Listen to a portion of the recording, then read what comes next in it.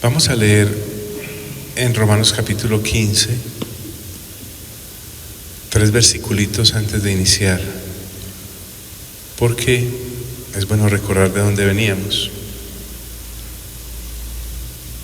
Y desde acá, desde el versículo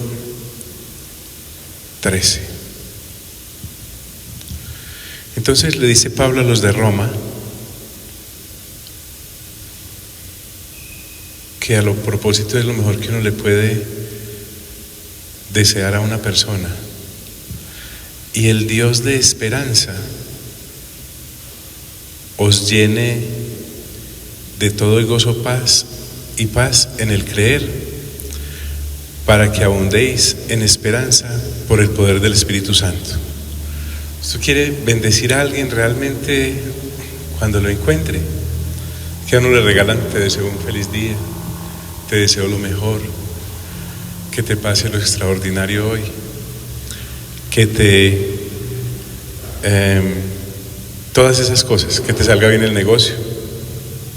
¿Qué más? De esas frases de cliché que realmente, si uno va, pueden ser de muy buena intención, pero no producen nada en el mundo espiritual. Porque no estamos hablando de la confesión positiva, me paro debajo de un árbol abrazándolo a decir qué es lo que quiero que me pase en el día. No. Si realmente quiere bendecir a alguien, puede decirle así y personalícela.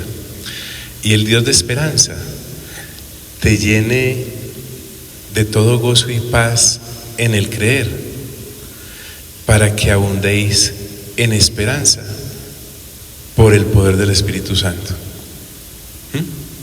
Se aprende en un versículo y así usted puede mirar a esa persona fijamente a los ojos y, con el poder que tiene por ser hija o hijo de Dios, cambiar la vida de esa persona para la eternidad. Así como cuando Pedro y Juan en Hechos 3 entraron al templo y había un limosnero que estaba ahí desde siempre pidiendo limón. Hasta el Señor Jesús cruzó por ahí cuando estaba en su ministerio terrenal y le extendió la mano a Pedro y a Juan para que le dieran plata.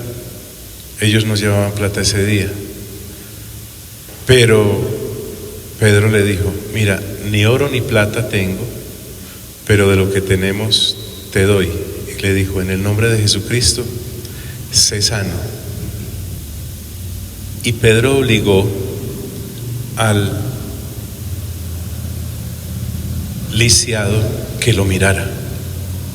Entonces, si usted y yo nos aprendemos este versículo y mirando fijamente a esa persona que realmente nos interesa, sea un esposo, una esposa, el novio, la novia, tus hijos, un buen amigo, o hasta los malos, para que se pongan buenos, y le dices: y el Dios de esperanza te llene de todo gozo y paz en el creer, para que abundéis en esperanza por el poder del Espíritu Santo. Por algo me puso Dios a hacer esto. Y continúo la lectura. Pero estoy seguro de vosotros, hermanos míos, de que vosotros mismos estáis llenos de bondad, llenos de todo conocimiento, de tal manera que podéis amonestaros los unos a los otros. Mas os he escrito, hermanos, en parte con atrevimiento, como para haceros recordar, y por la gracia que de Dios me es dada, para ser ministro de Jesucristo a los gentiles, ministrando el Evangelio de Dios, para que los gentiles les sean ofrenda agradable, santificada nuevamente, miren, por el Espíritu Santo. Algo que no alcancé a decir la semana pasada es que hay muchas personas que se levantan sin destino. es un día más para quemar. Y no crea que es una falencia solo de jóvenes. Hay viejos ya que ni con 3 pitadas los cocinan ya y tampoco saben para dónde van. Es una vida sin propósito. Pero el apóstol Pablo me recuerda que él sabía que tenía una vida con propósito. Una de las cosas que nosotros debemos pensar es, hombre, yo sí sé para qué estoy en esta vida. Porque si me doy el lujo de decir que soy creyente y todavía me levanto pensando cuál será mi destino y cuál será mi asignación en esta existencia temporal, ahí veo un vacío enorme, grande, que si uno es una persona seria, debería ponerse a solucionarlo. Pablo sabía, Dios, para qué lo había puesto en la tierra. Lo descubrió cuando Dios lo llamó. Y él lo tiene claro acá, mira, por la gracia que de Dios me es dada. La gracia ahí es el mismo término que don. O sea, lo que Dios me envió a hacer en este planeta, en esta época de la historia, en esta región, como era Asia Menor, para Pablo en aquella época, y prácticamente todos los territorios que Roma tenía bajo su imperio.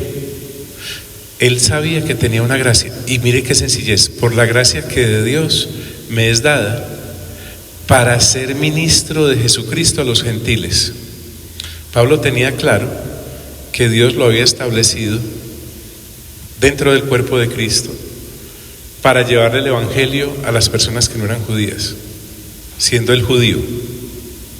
A Pablo entonces no lo movió el hecho de su etnia para decir, no, yo no le hablo sino a judíos.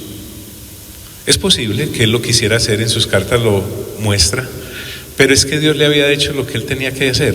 No es Pablo diciéndole a Dios lo que él quiere hacer, sino diciéndole, Señor, ¿qué tiene usted para que yo haga? Y con base en eso, entonces Pablo realmente es útil para él, para Dios y para la sociedad en la que vivió. Hay personas que van a pasar por este planeta y el aporte que le van a hacer a su sociedad y a su generación va a ser exactamente cero, nada. A su existencia va a ser exactamente eso, cero, nada. Porque lo que a nosotros nos compete es trabajar para ser evaluados en el tribunal de Cristo. Y en el tribunal de Cristo nosotros vamos a ser evaluados por lo que Dios nos mandó a hacer, no por lo que nosotros nos inventamos. Entonces mira que el apóstol Pablo dice, y lo tenía muy claro, para ser ministro de Jesucristo a los gentiles. Pero él no se quedó en la teoría. Es como el que piensa ser atleta pero nunca sale a correr. Es como el que piensa ser orador pero nunca ensaya hablar en público. Es como el que piensa ser médico pero jamás se enruta para tomar un bisturí en la mano. Es como el que no sabe hacer nada y entonces nada quiere hacer o sueña mucho. Porque además de soñarlo para ser ministro de Jesucristo a los gentiles, Pablo lo hizo, ministrando el evangelio de Dios. Y también sabía cuál era la recompensa que quería. No hay nada más triste que una persona esté en la vida, y estoy hablando a personas cristianas, con el único objetivo de ganar plata. Porque si está ganando plata, ya vimos que el Señor Jesús nos enseñó que la vida de una persona no consiste en la cantidad de bienes que posee. Porque al final la persona muere, le reclaman su alma y todo lo que ha recogido pues será de otra persona, porque él no se lleva nada.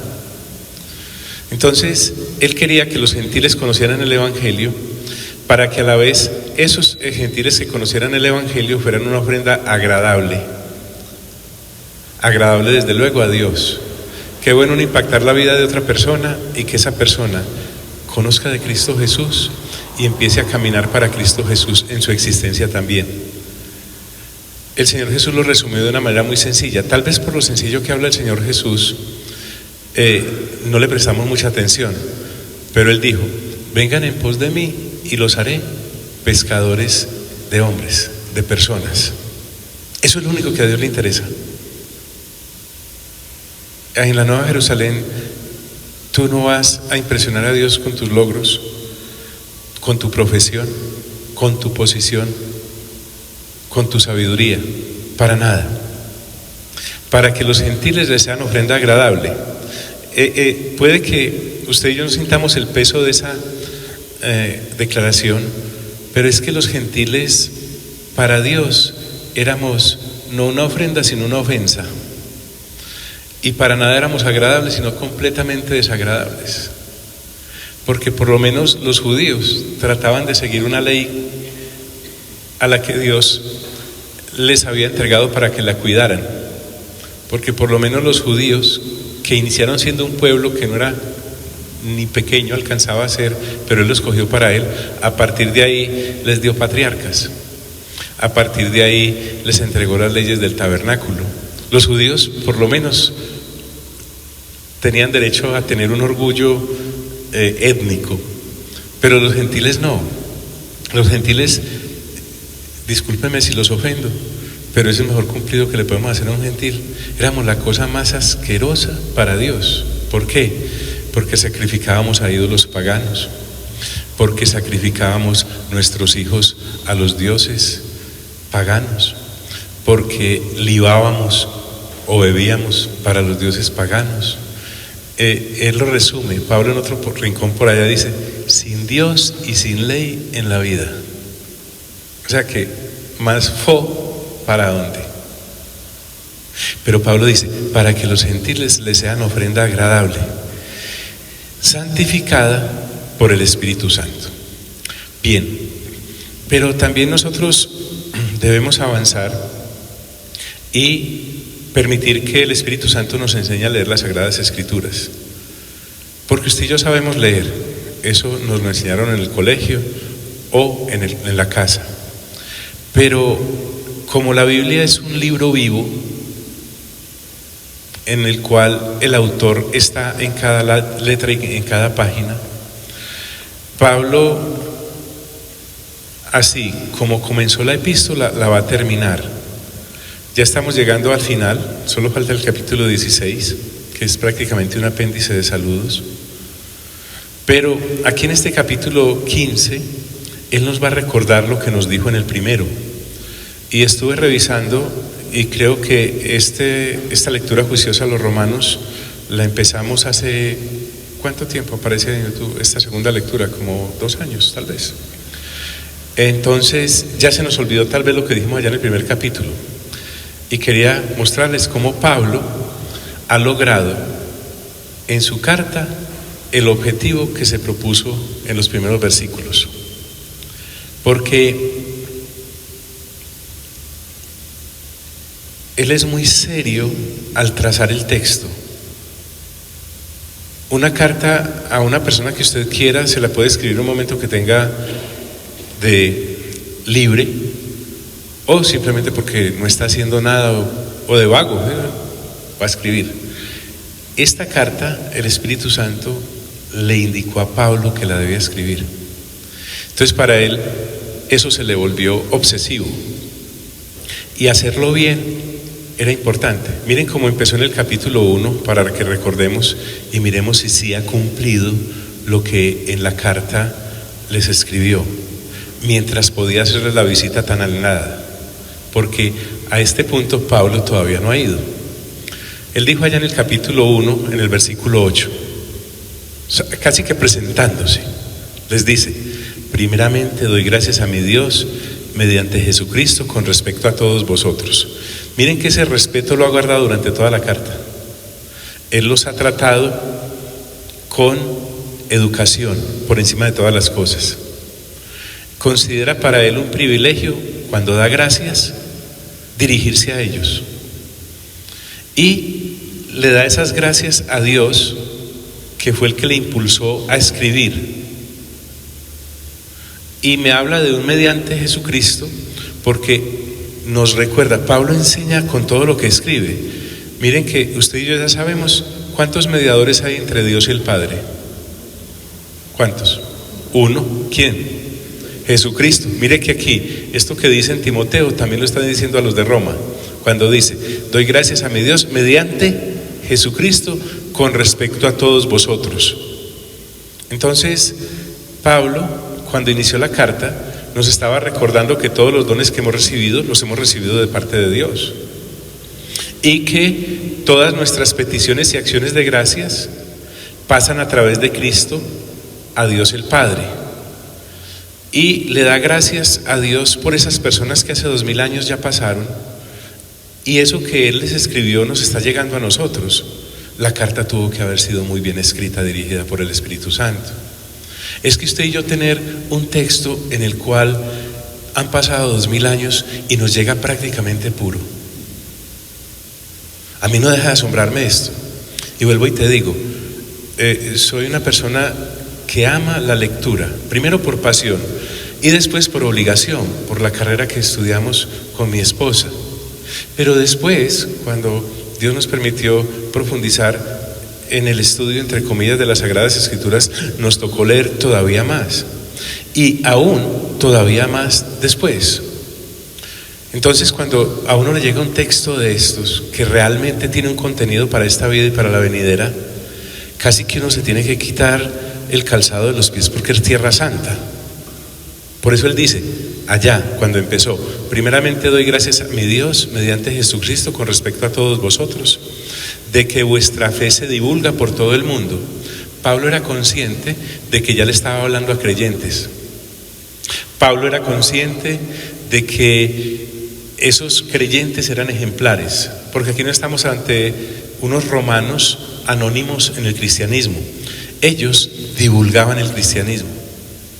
O sea, Pablo no estaba frente a una congregación donde muchos eran creyentes en el templo, de pronto en su casa, en su intimidad, pero de ahí para afuera, completos submarinos, en las profundidades. Entonces, Pablo les reconoce que no eran unos creyentes callados con respecto a lo que había en ellos, el depósito de ser creyentes. Ellos propagaban el evangelio, además dice por todo el mundo, y no es una exageración. Recuerde que Roma era la capital. Por la capital pasan gente de todas las naciones.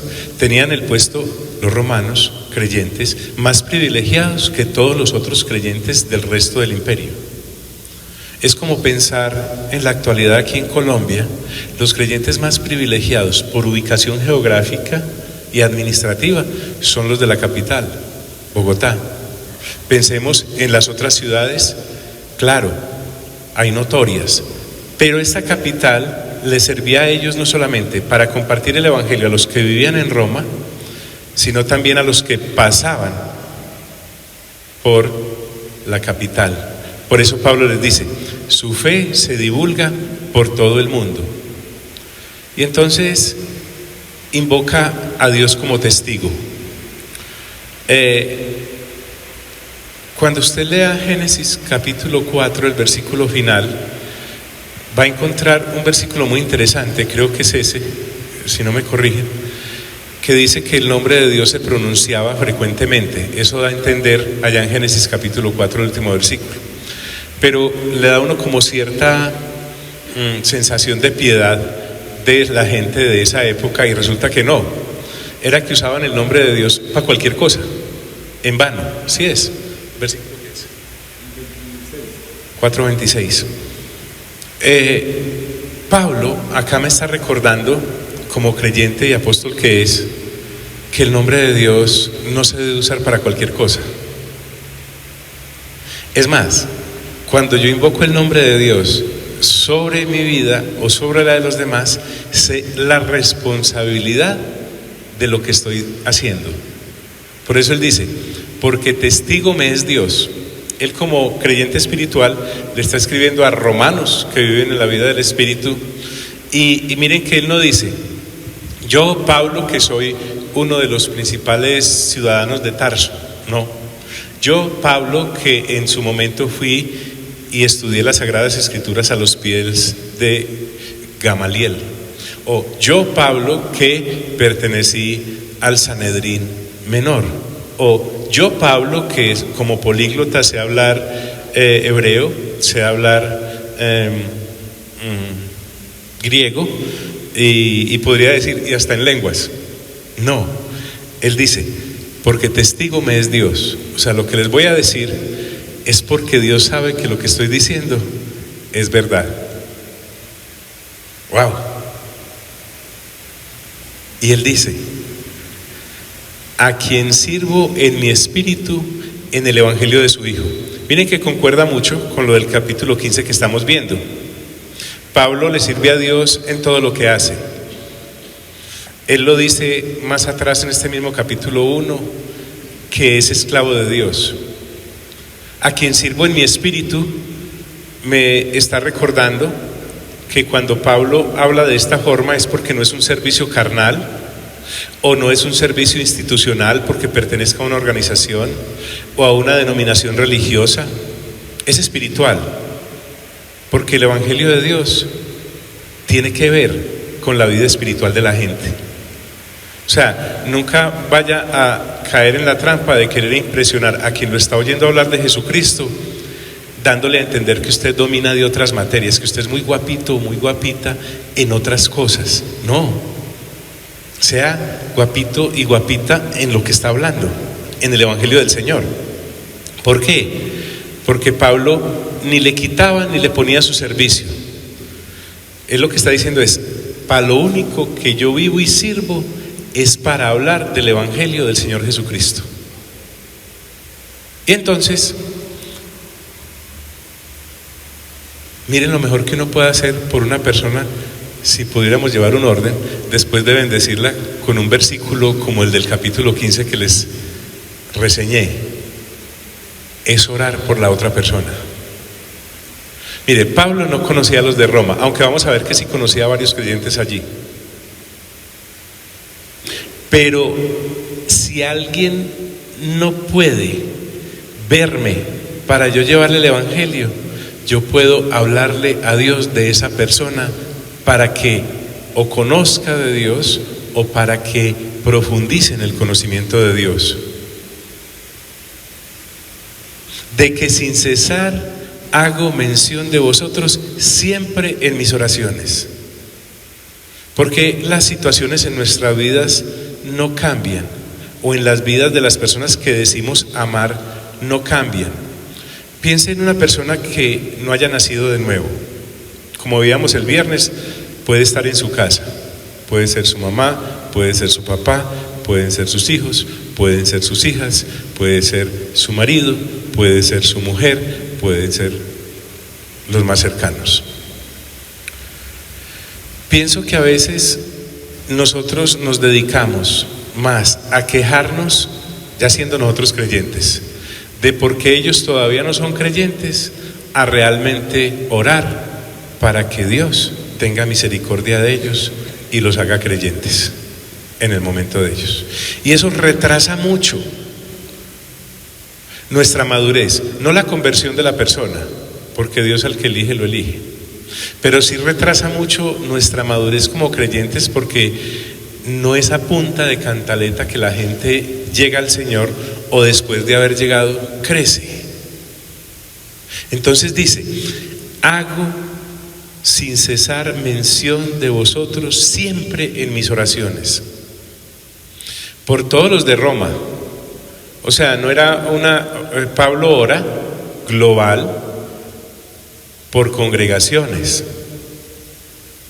Si puede específico, claro, lo vamos a ver en el capítulo 16. Pero no era una oración intermitente, era algo metódico. O sea, él en su agenda diaria, si podemos llamarlo así, era sacar un tiempo única y exclusivamente para orar por los de Roma.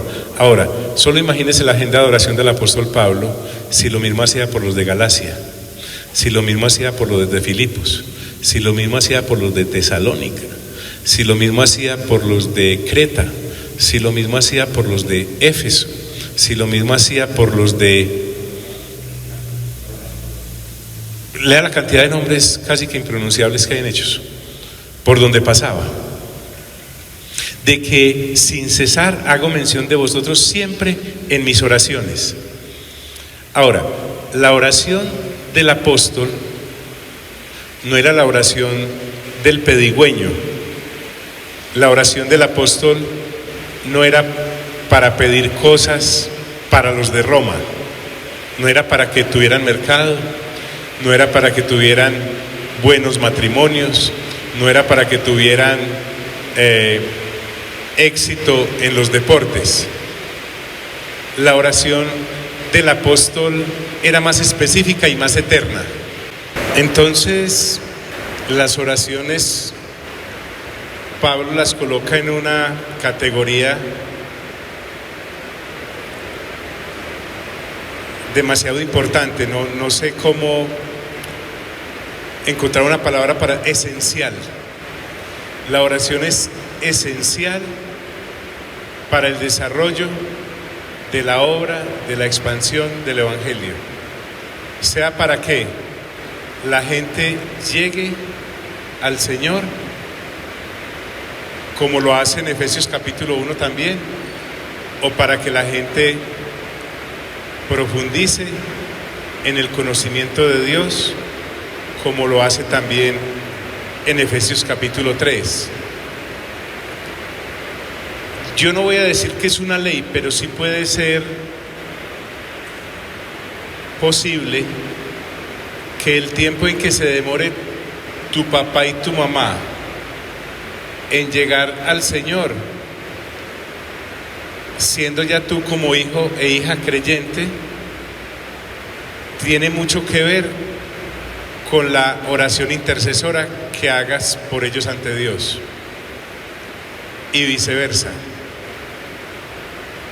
La cantidad de tiempo humano, días, meses, años, en que tus hijos e hijas se demoren en llegar al Señor, vuelvo y te digo, no es una ley, puede tener mucho que ver con la clase de oración intercesora que hagas por ellos. Porque si te das cuenta y eres un creyente normal como yo, casi siempre cuando nos referimos a nuestra familia no creyente es para hablar de lo duros que son o lo tremendamente demorados que han estado para llegar a los pies de Cristo, mas muy pocas veces para decirte, ¿me acompañas a orar por mi hijo o por mi hija o por mi papá o por mi mamá para que lleguen a los pies de Cristo? Y una vez llegados, también tiene que ver mucho el tiempo de oración intercesora, no quejumbrosa, sino intercesora, para que profundicen en el conocimiento de Dios. Que muy bueno entonces para el inconverso, que puede hacer lo que le dé la gana, pero es que la responsabilidad la tenemos nosotros los creyentes. Así de sencillo. Hago sin cesar mención de vosotros siempre en mis oraciones. Ahora, ¿por qué ruega el apóstol? Rogando que de alguna manera, en este caso específico, tenga al fin, por la voluntad de Dios, un próspero viaje para ir a vosotros. A mí me llama tanto la atención esto, es que Romanos todo le llama a uno la atención. Hay predicadores que dicen que si se llegase a perder toda la Biblia, pero se conserva la carta a los romanos, se salva todo el asunto. Se salva todo el asunto. Sí. Él le ruega a Dios de que por fin de alguna manera pueda llegar a Roma. Pero miren que el viaje que Pablo está rogándole a Dios no es un viaje de turismo, no es me falta por conocer Roma. Ya he conocido Antioquía de Pisidia, ya he conocido todas estas ciudades. Ustedes pueden ver todos en sus viajes misioneros, toca un sinnúmero de ciudades y de provincias y de aldeas. Y él le está diciendo, pero me falta por chulear Roma. Señor, llévame a Roma, porque inclusive a él no le tocaría conocer las ruinas que van a conocer algunos ahora, ruinas todas malolientes. A él le tocaba todo nuevito, recién hecho, bien lustradito, reluciente. No, Pablo no tiene en mente un viaje de turista, o un viaje de placer, o un viaje de descanso que bien merecido lo tenía. No, rogando que de alguna manera tenga el fin, por la voluntad de Dios. Y esa es la esencia de la oración. Uno pide, pero Dios decide. Por la voluntad de Dios, un próspero viaje para ir a vosotros. Lo que está diciendo allá en el capítulo 1 es algo que nos va a explicar en el capítulo 15, y es porque sus intentos habían sido fallidos. Él quiere ir a ellos, pero porque el Evangelio es lo que lo contacta con ellos. Pablo quiere ir a ellos, pero mientras va, no deja el viaje en suspenso, envía sus letras. Por el momento la carta les es enviada, pero él quiere ir, y estamos allá en el capítulo 1. Y avanza y nos cuenta más. Es que la intimidad de Pablo en sus cartas es tremenda, porque deseo veros. Él nos va a explicar, como ya lo hizo en el capítulo 1, porque quiere ver a los de Roma. Si usted nota, es lo mismo que el apóstol Juan dice en sus cartas. En la segunda carta de Juan, en el capítulo 1, en el versículo 12, dice esto. Juan le escribe también a los discípulos de él y les dice: tengo muchas cosas que escribiros, pero no he querido hacerlo por medio de papel y tinta, pues espero ir a vosotros y hablar cara a cara, para que nuestro gozo sea cumplido. Es que lo que ocurre con el face to face, con el cara a cara, cuando se habla con la gente, se logra un impacto diferente al de una carta, al de escuchar una prédica o hablar como nosotros solemos hacerlo a través de todos estos medios de comunicación. El cara a cara es irreemplazable en el Evangelio. Si es en últimas lo que hay que hacer, como cuando estuvieron confinados, pues listo. Pero si se puede hacer presencial, de la manera presencial ocurre algo distinto, algo muy distinto. Porque deseo veros, dice él, para comunicaros algún don espiritual. ¿Te das cuenta? Eso es lo que Pablo quiere ir. Quiere transmitirles, quiere compartirles, quiere entregarles. Porque además recordemos nuevamente que ellos ya tenían el Evangelio, pero en el Evangelio hay que profundizar. No es quedarse solo en la superficie. Para comunicaros algún don. Porque es que los dones nos han sido dados por Dios precisamente para transmitir los dones espirituales que Él nos ha entregado.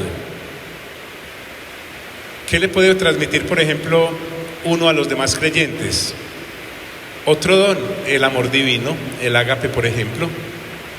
Puedes sentar uno a hablar con la gente acerca de los dones espirituales, pero especialmente del amor, como dice 1 Corintios capítulo 13, que el amor permanece para siempre, 13:13, en la parte final. O por ejemplo, Pablo podía hablar con ellos, con los de Roma, que ya eran cristianos, de la vida en el Espíritu. O por ejemplo, Pablo puede hablar con ellos de los dones de manifestación, como los que hay en 1 Corintios capítulo 12. A veces tú te sientas a hablar con un creyente y puedes con él compartir: mira, ¿sabías que hay dones ministeriales? Sí, los que hay en Efesios capítulo 4. Y que hay dones de funcionamiento, sí, los que hay en Romanos capítulo 12. O que hay dones de manifestación, como los que hay en 1 Corintios capítulo 12. Eso es comunicarse algún don espiritual. Comunicarme algún don espiritual también es saber que los dones son para el servicio de la gente y no para uno enriquecerse o vanagloriarse acerca de ellos. Entonces, eso es lo que Pablo anhela. ¿Qué es lo que te mueve a ti para encontrarte con otra persona? En el cristianismo, desde luego. O sea, no estoy negando la importancia de tu agenda laboral o de aprendizaje en la universidad o en el colegio. Pero qué bueno uno sentarse con otro creyente a hablar de dones espirituales y que tú, como Pablo, puedas enriquecer con su don de maestro a los de Roma y los de Roma puedan enriquecer a Pablo con los dones que Dios les había dado a ellos. Ahora, para engordar intelectualmente es que nos vamos a reunir. No, Pablo quiere comunicarle algún don espiritual a los de Roma a fin de confirmarlos. Es decir, no es un fin ahondar en los dones, no es un fin recibir el Evangelio. Recibir el Evangelio y ahondar en el conocimiento de los dones son un medio que nos confirma. Pensemos en qué, en madurez, en avanzar, en crecer, en afianzarnos y algo muy importante, en no dejarnos mover de Cristo Jesús. Eso nos hace crecer en carácter. Cuando nosotros logramos crecer en el carácter, Pablo también lo llama en la estatura de la plenitud de Cristo, ningún viento de doctrina me va a mover fácilmente. Hay personas que son tan poco profundas en su cristianismo que cualquiera viene hablándoles de alguna cosa diferente y se los arrastra. Es más, no tienen necesidad de que alguien venga a arrastrárselos. Se mantienen yendo de acá para allá buscando ellos mismos con comezón de oír que escuchar, porque no profundizan. Y un árbol crece junto a las aguas de las Sagradas Escrituras. Por ejemplo, aquí tenemos un árbol mayor, digámoslo así, se llama Laurel ficus. Está ahí a la salida, a la izquierda, es enorme. Ese árbol ha crecido ahí desde chiquito. Pues no hemos tenido que ir a por él por allá a la esquina, que porque el árbol se fue, que anda por allá viendo qué hay en la finca de enseguida. No, ahí está, él crece. Hay creyentes que no son así como ese árbol. En vez de afianzarse en las Sagradas Escrituras, no profundizan en ellas, sino que van buscando de lugar y jamás crecen, a fin de que seáis confirmados. En eso consiste el ser confirmados. Recordemos que estamos finalizando la carta con los principios que tuvo la carta, a fin de que seáis confirmados. Esto es, Pablo lo explica, para ser mutuamente confortados. Cuando yo me siento con otro creyente que ya es creyente a nutrirnos de la palabra de Dios, el crecimiento es mutuo. Los unos a los otros nos volvemos sólidos en Cristo Jesús. ¿Por qué? Porque lo que yo sé y lo que tú sabes, al yo sembrarlo en ti y tú sembrarlo en mí, el Espíritu Santo, que es el que da el crecimiento, da el crecimiento. ¿Por qué algunos creyentes no crecen? Porque se mantienen con todo el mundo menos con otros creyentes. Yo entiendo que hay que estar con gente no creyente. ¿Para qué? Para ganárnoslos para Cristo. Pero por lo general nuestro compartir con otros que no son creyentes no son para ganárnoslos para Cristo. Y resultamos evitando lo que si uno se afianza en el Señor. El escritor a los Hebreos lo dice por allá en el 10:25, creo, sí, que no dejemos de congregarnos como algunos tienen por costumbre. Pero no está hablando de uno ir a un lugar de cuerpo presente pero de mente ausente. Está hablando de estar en torno a la doctrina del Señor Jesucristo.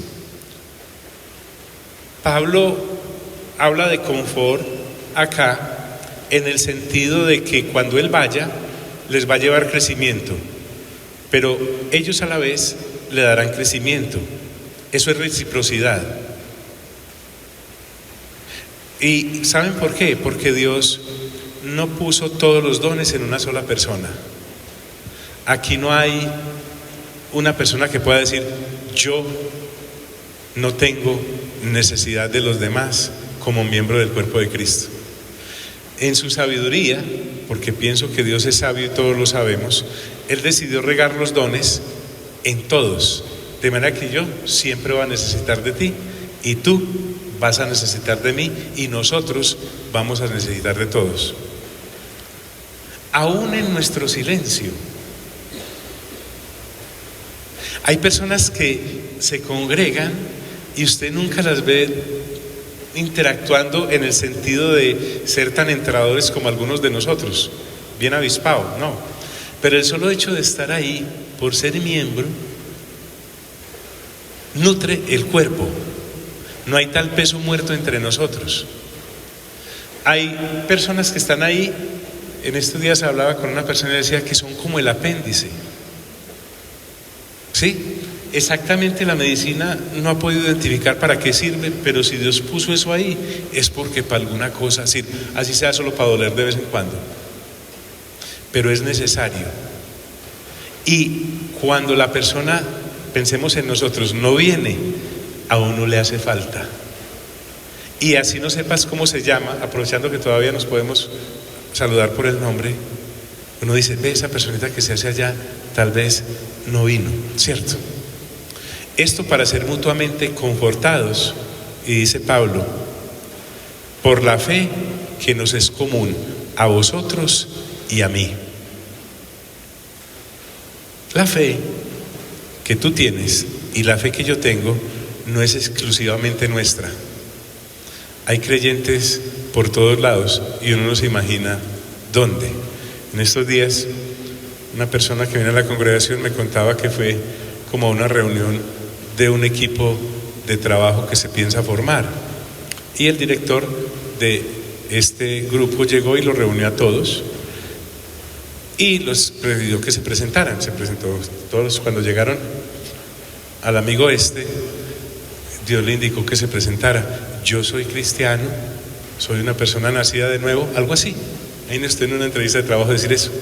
Y dicen que la persona esta que estaba dirigiendo el grupo se quedó mirándolo. Dice, yo también soy cristiano. Donde uno menos piensa, hay de esta clase de gente. Y por eso debemos identificarnos. Por la fe que nos es común a vosotros y a mí. Era tan de ellos la fe en Roma como era tan de él allá, lejos de ellos.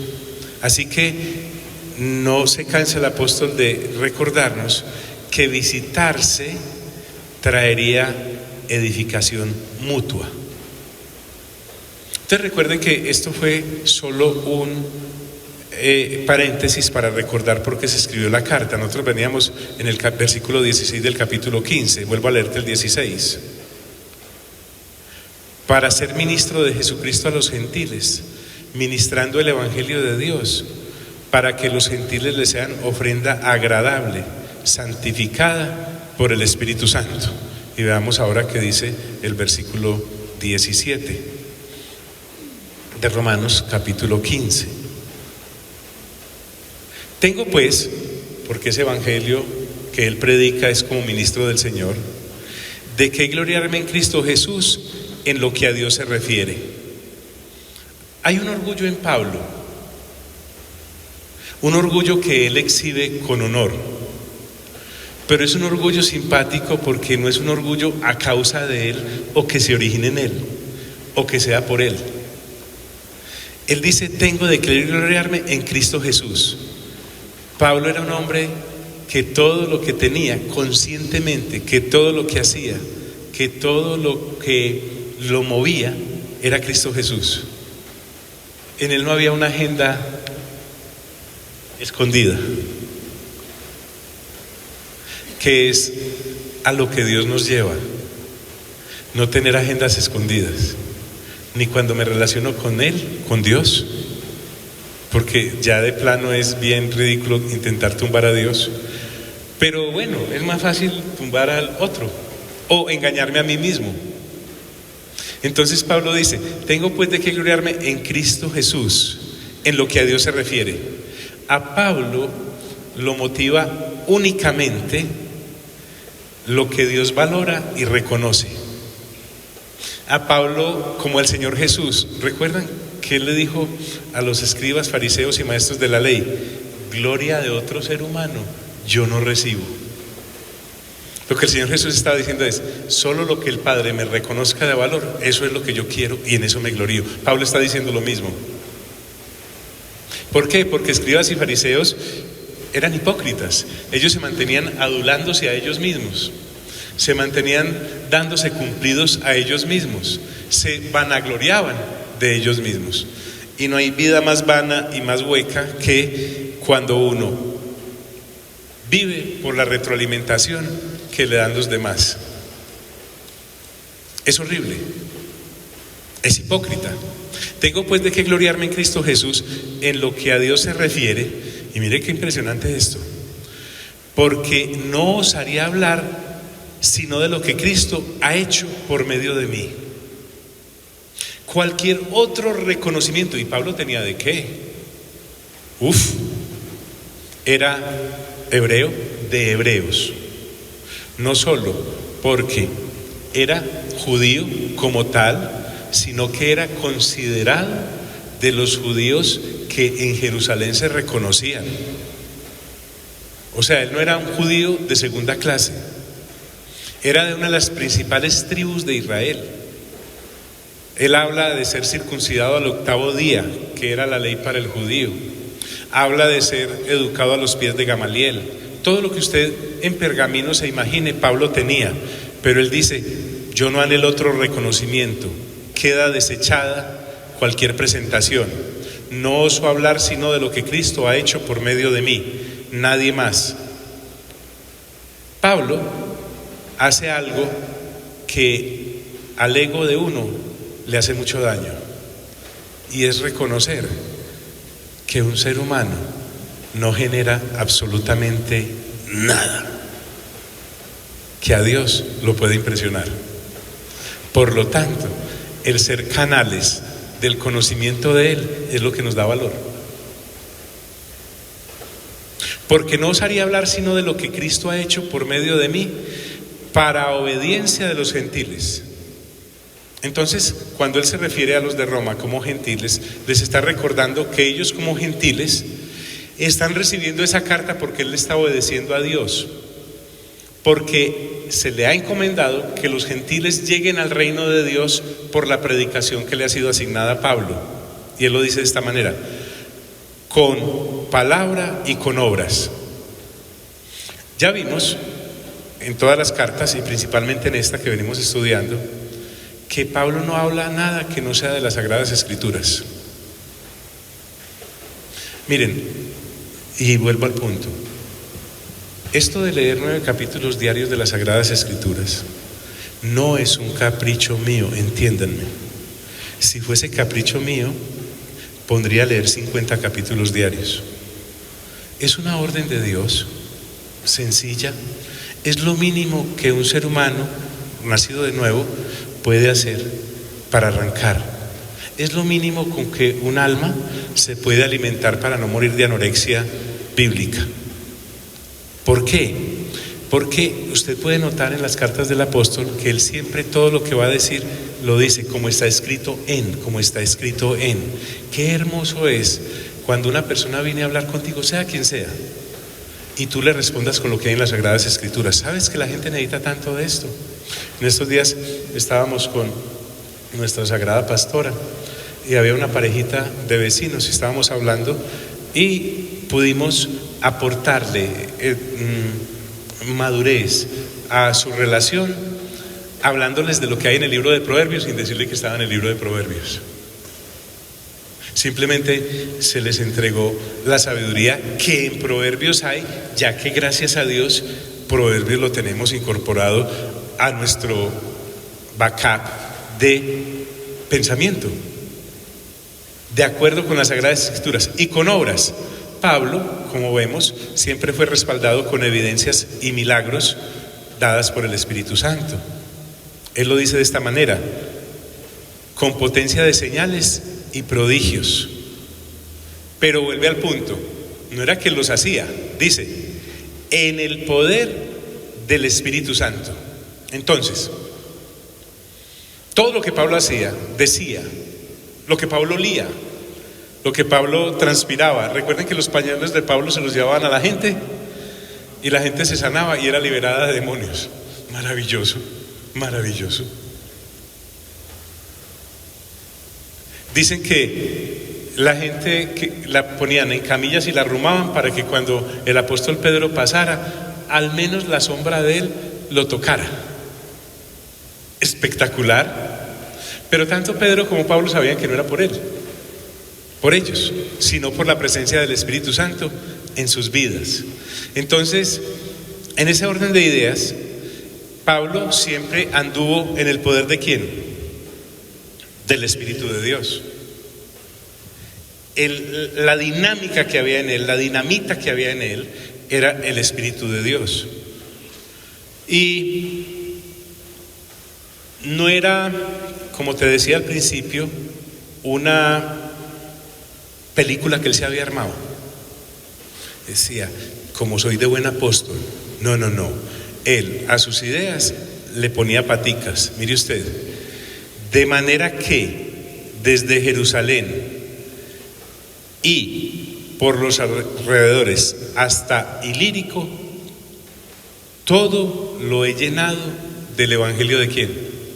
De Cristo. Observe esto y con esto terminamos. ¿Dónde estaba la iglesia apostólica que inició todo esto? En Jerusalén. Si usted y yo vemos en Hechos 1:8, el Señor le dijo a los discípulos: no se muevan de Jerusalén hasta que hayan recibido la llenura del Espíritu Santo, y así me seréis testigos desde Jerusalén, por Judea, por Samaria y hacia hasta lo último de la tierra. Pablo hizo eso. Ahora, ¿dónde queda Ilírico?